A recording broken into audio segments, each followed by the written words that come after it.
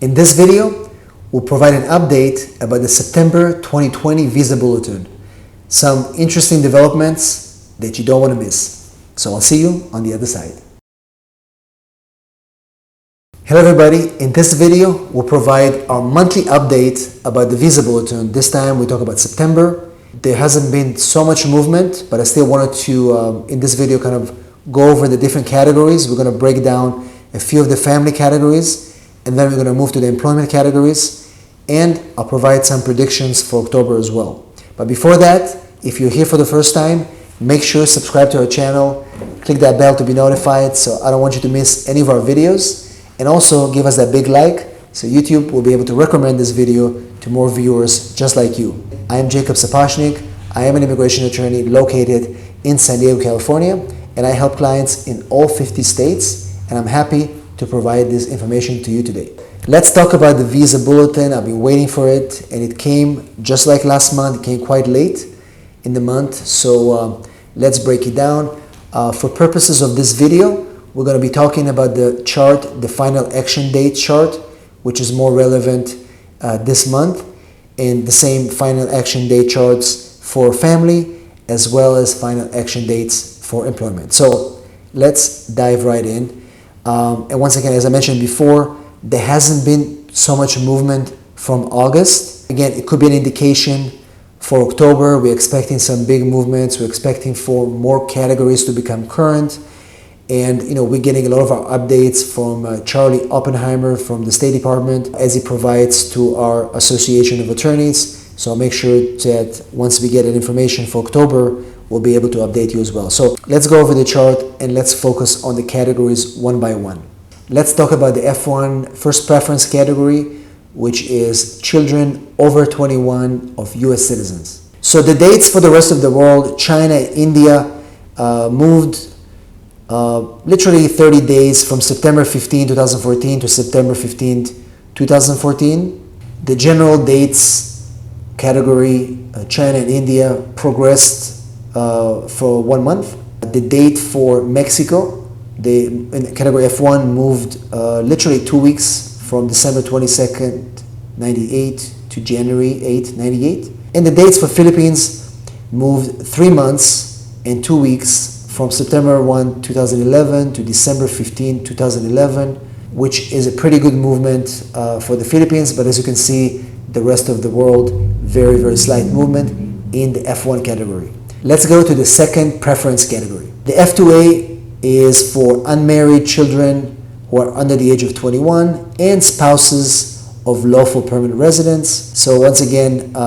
dates for the rest of the world remain current. It's been current for the past several months. So remember, if you're inside the United States, you can adjust your status. F2B, children who are 21 and older of green card holders. General categories, the rest of the world, China, India moved about 2 weeks. Mexico moved about 2 weeks. And Philippines moved about 4 months from April 1st, 2011 to September 1, 2011. As you can see, Philippines has been the big winner in this Visa Bulletin. Most of the rest of the world, we have a movement of a couple of weeks only.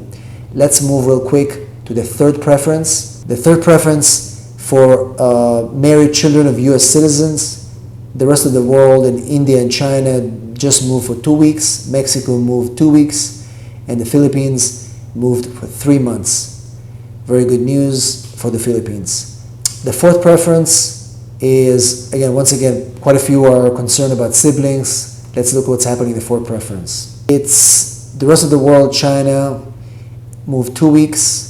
India moved 2 weeks. Mexico moved 1 week only. And the Philippines moved 4 months from September 1st, 2001 to January 1st, 2002. Once again, Philippines has a lot of movement in all categories. Let's jump into the employment-based and do a quick scan of the final action date rule of that chart as well. First preference, alien of exceptional ability, those that are filing without labor certifications. The dates of the general world, Mexico, Philippines, and Vietnam are all current. The dates for China and India, they moved by 3 weeks only.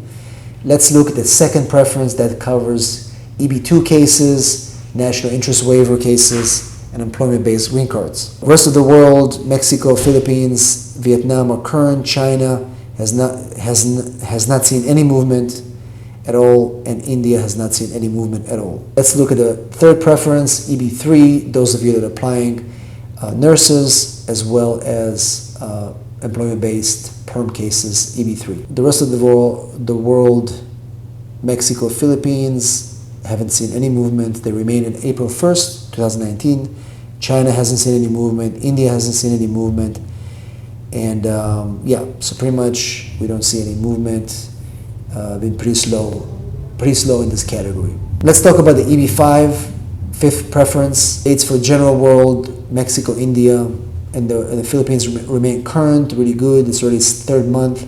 China has moved forward 1 week to September 5th, 2015, and Vietnam has moved forward 1 week to July 22nd, 2017. So as you can see, there hasn't been too much movement in this Visa Bulletin. People always ask if you can speed up the processing of the wait times on the Visa Bulletin. Unfortunately, you can't really do so. These numbers are issued to us by the State Department, and it depends on visa availabilities.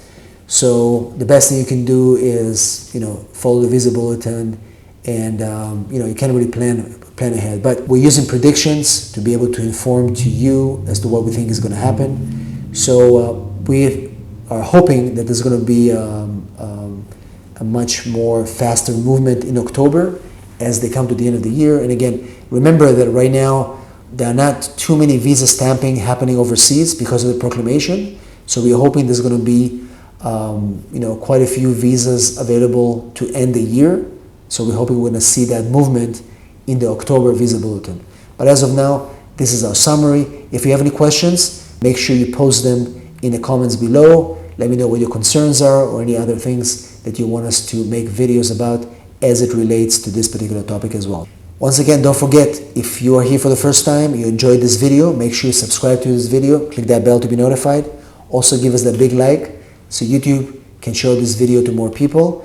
And finally, we have a big Facebook group with a lot of people that are going through the same process as you are. If you want to be part of our community, join that Facebook group.